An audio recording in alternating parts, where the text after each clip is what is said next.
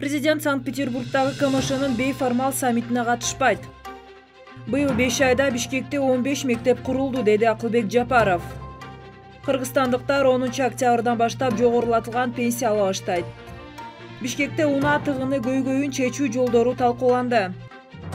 Кыргызстанда глобалдык жашыл өнүгүү институтунун кеңсеси ачылышы мүмкүн.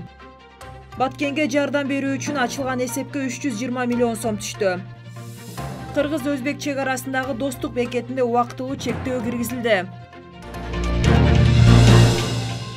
Иш графигине байланыштуу президент Садыр Жапаров Санкт-Петербургдагы КМШнын бейформал саммитине катышпайт. Бул тууралуу президенттин басма сөз катчысы Эрбол Султанбаев билдирди. Россиянын президенти Владимир Путиндин 70 жылдыгына байланыштуу президенттин куттуктоосун жеткирүү үчүн Кыргыз тараптан мамлекеттик катчы Сүйүнбек Касманбетов жөнөтүлгөн. Министрлер кабинетинин төрагасы Акылбек Жапаров Бишкек шаарындагы номер 20 мектеп-гимназия окуу-тарбия комплексинин кошумча имаратынын ачылышына катышты. Министрлер кабинети башчысы белгилегенде 2005 жылы Борбордо 1,1 миллиондон ашык адам жашаса, ал эми 2016 жылы Улуттук статистикалык комитет билдиргенде шаардын өзүндө эле 1 миллион адам жашаган. Эң курч көйгөйлөрдүн бири мектептердин жетишсиздиги жана жүктөмдөрдүн оордугу болгон. Буга байланыштуу президент министрлер кабинетини жана Бишкек шаарынын мэриясынын астына бул маселени чечүү тапшырмасын койгон. Кыргызстандыктар 10 октябрдан баштап жогорулатылган пенсия ала баштайт. Бул тууралуу социалдык фонддун коомчулук жана жалпыга маалымдоо каражаттары менен иш алып баруу башкармалыгынын башчысы Жеңишбек Мукамбетов билдирди. Ал Пирамида каналына берген маегинде айткандай, 9 сентябрдагы токтомго ылайык пенсиянын базалык жана камсыздандыруу бөлүктөрү жогорулатылган.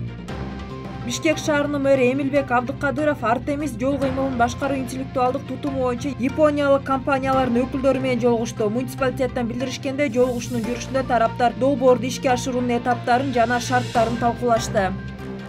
Экономика жана коммерция министри Данияр Амангелдиев глобалдык жашыл өнүгүү институтунун башкы директору Махамады Тункарут, институттун Азия боюнча башкы директору Ачала Абейсин жана глобалдык жашыл өнүгүү институтунун ассамблеясынын төрагасы Пан Ги Мун менен жолугушту. Экономика министрлигинен билдиришкенде, жолугушуу Кореянын Сеул шаарында өткөн экономикалык кызматташуу боюнча өкмөттөр аралык Кыргыз-Корея комиссиясынын 5-жыйынынын алкагында өтүп, жашыл экономиканы өнүктүрүү боюнча кызматташуу маселелери талкууланды. Эки тараптуу кызматташтыкты өнүктүрүүнү бекемдөө үчүн Кыргыз тарап Кыргызстанда глобалдык жашыл өнүгүү институтунун кеңсесин ачуу мүмкүнчүлүгүн карап чыгууну сунуштады. Баткенге жардам берүү үчүн ачылган атайын эсепке 320 миллион 60 миң 289 сом 50 тыйын түштү. Жалпы 3750 акча которуу болгон. Белгилей кетсек, атайын эсеп Баткен областынын халкын колдоо, ошондой эле абийирсиз жарандардын каржылык көз боюмчулугуна бөгөт коюу максатында ачылган.